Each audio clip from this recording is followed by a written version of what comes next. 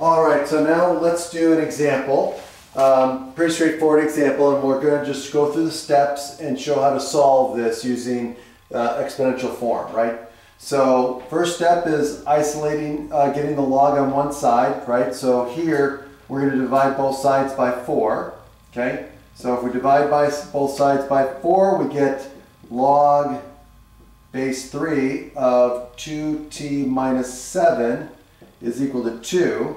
Now what we're going to do is we're going to raise both sides as a power, right? So we call this, we want to exponentiate both sides.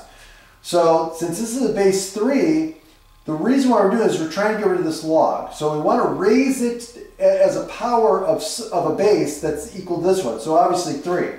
So we're going to write this as 3 raised to the log base 3 of 2t minus 7. And then we're going to do the same thing over here. 3 to the 2, right?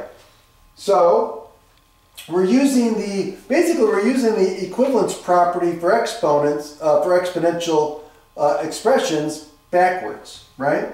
So now what happens? Well, this 3 that we're exponentiating, right? So this is like the inverse properties. So we have an exponential with the same base as the log. So that means that this just gives us what?